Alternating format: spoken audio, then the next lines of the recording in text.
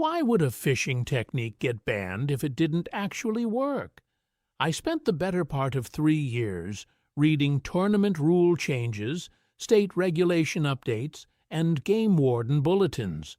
Not because I'm a rules junkie, but because I noticed something.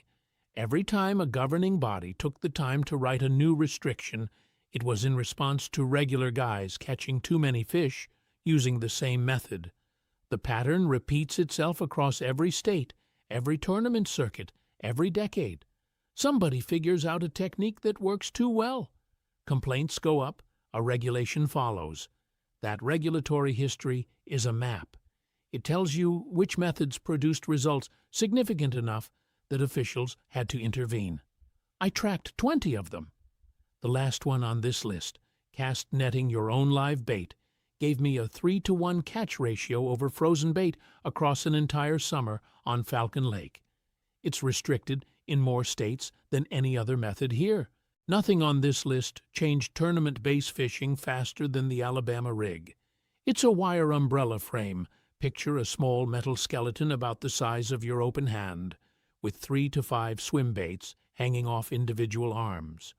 When you retrieve it through the water, it looks like a small school of baitfish moving together. Bass don't see one lure, they see a feeding opportunity. Their predator instinct triggers a competitive response, where they rush the group to grab one before something else does. You've probably seen someone pull one of these out of their tackle bag and thought, there's no way that's legal. You were half right. BASS restricted the Alabama rig after Paul Elias used one to dominate a tournament so thoroughly that the governing body had to respond. The Major League Fishing Circuit limits it to 3 hooks instead of 5. Most state waters allow it with no restrictions, which means you're free to throw one this weekend. The Yumbrella Flash Mob runs about $12. Pair it with 3-inch paddle-tail swim baits on each arm and work it through schools of shad along main lake points. In late fall on Kerr Lake, I ran the A-rig against a single swim bait over 4 trips. The A-rig produced roughly twice the catch rate per hour. When fish are chasing baitfish schools, nothing I've thrown matches it.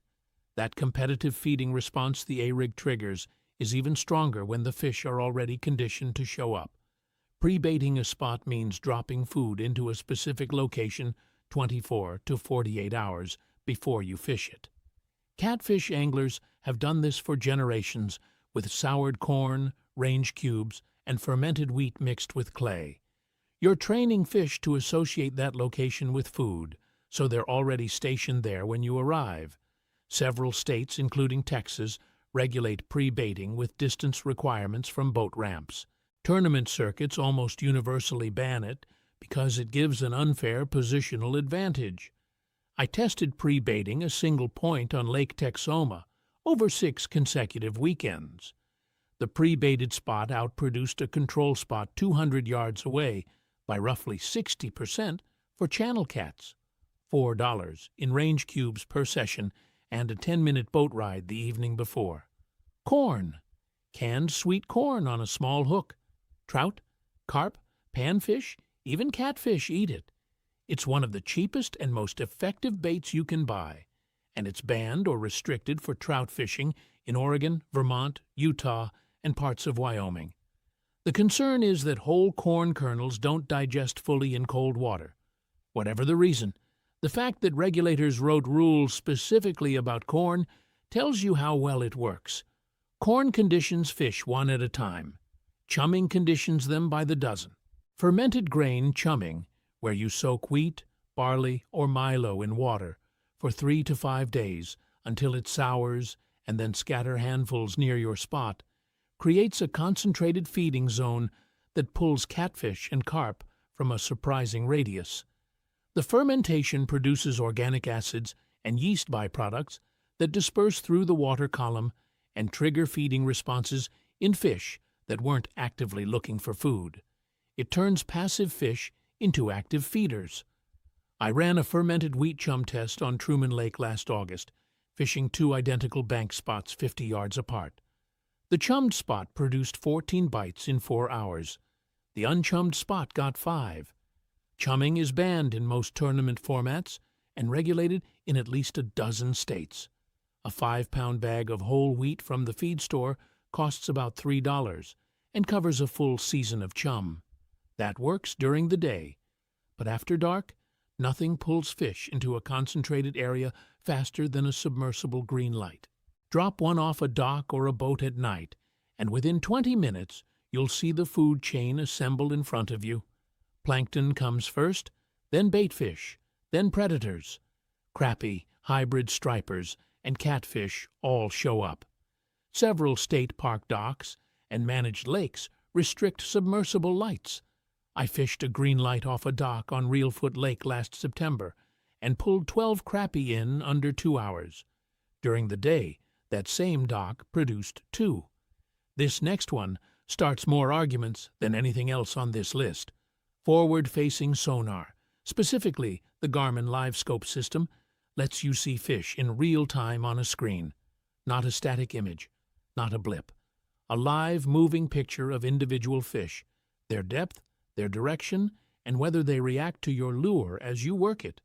Some anglers call it the biggest advantage in the history of competitive fishing. Others say it removes the skill of reading water and finding fish through experience. I've used one for 2 seasons. Here's what I'll say. On Grand Lake in Oklahoma last spring, I watched a specific largemouth sit 22 feet deep on a brush pile and ignore 3 different presentations before finally eating a drop shot, which is a rig where the weight sits below the hook so the bait floats just off the bottom. Without LiveScope, I'd have never known the fish was there. Without seeing its reaction in real time, I'd have moved on after 2 casts instead of adjusting. The MLF circuit currently allows it, and the debate about whether it should be restricted has gone on for 3 years. It runs around $3,500 installed. I don't think it replaces knowing how to fish, but the advantage it gives a prepared angler is exactly what gets techniques on this kind of list. Most states limit you to 2 rods at a time. Some allow 3. A few allow unlimited. In states where you can legally fish 4, 5, or 6 rods at once, your odds multiply because you're covering more water, more depths, and more presentations simultaneously. Bank anglers running 5 catfish rods spread across a point on Lake of the Ozarks are doing something that a single rod angler physically cannot match. The limit exists because it works. That kind of effort multiplication is the modern version of something much older. Noodling or hand fishing means reaching into underwater holes, hollow logs, and rock ledges to grab catfish by the hand. The catfish clamps down on your fist and you wrestle it to the surface. It sounds insane because it is. Flathead catfish and large blue cats den in dark spaces during spawn, and noodlers target those dens because the fish are territorial and aggressive. They bite anything that enters their space. Noodling is legal in about 15 states, mostly across the South and Midwest. It's banned everywhere else primarily over safety concerns, since snapping turtles and water moccasins share those same holes. I've done it twice on the Red River in Oklahoma. Both times I was more scared than the fish. Both times I pulled out flatheads over 25 pounds using nothing but my arm. Downriggers let you troll a lure at a precise depth, sometimes 80 or 100 feet down, using a heavy weight on a cable with a release clip that frees your line when a fish strikes. You're covering a horizontal mile of water at the exact depth where fish are holding. Several lakes in the Northeast restrict downrigger use during certain seasons because the method is too efficient at targeting suspended fish. I've had mixed results with them. On Cayuga Lake last June they produced, but the setup time cut into actual fishing hours. If you're in deep water and the fish won't come up, it's the right tool. I have to be honest about this next one because I've done it and I'm not entirely comfortable with it. Sight fishing spawning base means using a trolling motor to locate bass on their beds in shallow, clear water, then dropping a lure directly on the nest until the fish strikes out of aggression to protect its eggs. The fish isn't feeding, it's defending. You're exploiting the one moment in its life cycle where it can't swim away. A bedding base will eventually bite almost anything you drop on it because its territorial instinct overrides caution. It's legal almost everywhere, but banned in a handful of catch-and-release tournament circuits. I sight-fished beds on Lake Murray in South Carolina one spring and caught more bass in a single morning than any other day that year. But I also watched 3 of those fish abandon their nests after being hooked. I still do it, but I release fast and move on. Your conscience has to make its own call. If you're enjoying this so far, subscribe. We've got more of these coming. Ever driven past a creek bank and seen a row of PVC poles sticking up out of the mud, each one with a heavy line running into the water? Those are trot lines, a single main line, usually 50 to 100 feet of heavy cord, about the length of a basketball court, stretched between 2 anchor points with shorter dropper lines every few feet, each holding a baited hook. You can run 20, 30, or more hooks on one trot line. That kind of coverage is why they're banned in several states and restricted to personal use in others. Commercial trot line operators pulled so many catfish out of rivers in the Mid-South that regulations followed within a decade. For personal use where it's legal, a trot line set across a channel bend on the Trinity River in Texas will outfish any rod and reel setup I've tried by a factor of 4 or 5 on a good night. Check the hook spacing and bait regulations in your state before setting one. Once trot lines taught me the value of passive fishing, jugging was the natural next step. Jugging means attaching a baited hook and a weighted line to a sealed jug or pool noodle section and letting it drift or anchor in a lake or river. When a fish bites, the jug dips or moves across the surface and you chase it down in the boat. It's legal in many southern states, but banned in most northern ones. Run 10 jugs across a flat on a summer night, and you'll have catfish finding you, instead of the other way around. Bow fishing is catching fish with a bow and arrow, usually at night under bright halogen or LED lights mounted to the front of a boat. The arrows are connected to a heavy line on a reel bolted to the bow, so you retrieve the fish like a harpoon. It's almost exclusively used on carp, gar, and other species classified as rough fish. It's legal in most states for those species, but universally banned for game fish, and several states restrict bow fishing in certain waterways during spawn. The reason it's effective is the same reason it draws regulation. You're targeting fish in shallow water with a tool that doesn't require the fish to bite anything. On a good spring night on the Illinois River flats, a bow fishing crew can take 200 or more carp. I went with a friend last May outside Muskogee, and we pulled 47 common carp in about 3 hours. My archery isn't great. His was worse. We still filled the boat. Snagging, sometimes called foul hooking, means dragging a heavy-weighted treble hook through the water with the intent of hooking a fish in the body rather than the mouth. For most species, it's illegal everywhere. The exception is paddlefish, which are filter feeders that don't bite traditional bait. Missouri, Oklahoma, and a few other states run specific snagging seasons for paddlefish. It feels primitive. You're heaving a 3-ounce weight, about the heft of a billiard ball, into current and ripping it back. But when a 40-pound paddlefish connects, you understand why people drive hours for the season opener. A single hook through the nose of a live shad works for some species, but double hooking, where you run a lead hook through the nose and a trailing stinger hook near the tail, dramatically improves your hookup rate on short-striking fish. Bass, stripers, and walleye all tend to hit baitfish from behind. The shad's tail is the first thing they grab, and if there's no hook there, you feel a bump and nothing else. A tail stinger catches those strikes that a nose hook alone misses. BASS restricts multi-hook live bait rigs in certain formats. I ran single versus double hook setups on Lake Texoma, targeting stripers over a full weekend last October. The double hook rig converted 11 strikes out of 15. The single hook converted 6 out of 14. That conversion rate changed how I rig every live bait presentation. Use a size 2 treble, that's the type with 3 small points, on about 4 inches of fluorocarbon leader tied to the main hook's bend. Lines tied to low-hanging branches along a riverbank, with a baited hook dangling into the water below, usually about 2 feet under the surface, roughly knee-deep. That's a limb line. Same principle as a trot line, but single hook and anchored to natural structure. They've been in use since before anyone was writing fishing regulations, and they're still banned in roughly half the states. Where they're legal, they're devastatingly effective on catfish holding tight to cover along the bank. Picture this. You're on a catch-and-release base lake with artificial-only regulations. A sign at the ramp says so, and the guy 2 docks down is free-lining live shiners and pulling fish every 15 minutes while you're throwing a crankbait into dead water.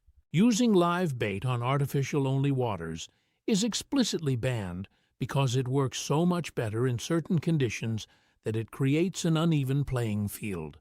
Stocked bass, in small impoundments especially, are conditioned to chase live forage, not plastic imitations. The regulation exists to protect the fishery. It also tells you exactly how effective live bait is in those environments. In competitive bass fishing, treble hook regulations are tightening. Barbed treble stinger hooks on swim baits and glide baits improve hookup rates because the barb prevents the hook from backing out during a head shake. Several tournament circuits now mandate barbless or single hook configurations on large swim baits. I've used both. The barbed treble holds fish better, no question, but I've also spent 15 minutes with pliers pulling one out of my own thumb, so the barbless argument has a pain-based logic to it. You've seen the houses on the lake with the green or blue lights shining into the water off the dock at night. Those permanent dock lights, running anywhere from a basic submersible bulb to full hydro glow, or blue water LED setups, create year-round feeding stations. Baitfish congregate around the light, and predators follow. Crappie, striped bass, largemouth, and catfish all patrol lit docks after dark. Several lake associations and homeowner groups ban or restrict permanent dock lights because they concentrate fish populations unevenly, giving waterfront property owners a structural advantage over everyone else. I've fished lit docks on Hartwell Lake every October for 4 years. The lit docks outproduce unlit docks by roughly 3 to 1 for crappie after 9 p.m. That's not a subtle difference, that's a different sport. Remember that regulatory pattern from the beginning? Technique works, complaints follow, ban arrives. This last one proves the rule better than anything else on the list. Cast netting, your own live bait, means throwing a circular weighted net into a school of shad, minnows, or other baitfish and hauling them in alive to use as hook bait. The difference between fresh-caught live bait and anything you buy frozen, farm-raised, or preserved at a bait shop is the difference between a steak dinner and a gas station sandwich. The fish can tell. Live-caught shad swim erratically on a hook, flash their sides, and pulse with movement that triggers predator instinct in ways that no dead bait or artificial lure can fully replicate. Cast netting is restricted or requires a permit in the majority of U.S. states. Some limit the net diameter, typically 4 to 8 feet across, about the span of your arms stretched wide. Some ban it entirely in certain waters. Tournament circuits almost universally require contestants to buy bait from designated suppliers, specifically to prevent the cast net advantage. I spent last summer on Falcon Lake testing this. Same spots, same rods, same rigs, alternating between fresh netted threadfin shade and frozen shad from the local bait shop. Over 22 outings, the fresh netted bait produced strikes at a rate roughly 3 to 1 over frozen. Largemouth bass, channel catfish, and white bass all responded to the live bait with an urgency that the frozen stuff simply didn't generate. The average fresh shad stayed lively on the hook for 20 to 30 minutes before needing replacement. The frozen ones just hung there. A decent cast net costs about $30 and lasts years. The bait is free, alive, and local to whatever water you're fishing. It sounds simple. It is simple. And that's precisely why regulators had to step in, because the guys who figured it out were cleaning up, and the guys who hadn't were filing complaints. The anglers who consistently outfish everyone around them don't all use the same gear. They don't all fish the same water, but they all understand one thing. The rule book wasn't written to punish anyone. It was written because somebody figured out something that worked so well it had to be controlled. You've got the list now. The next move is yours.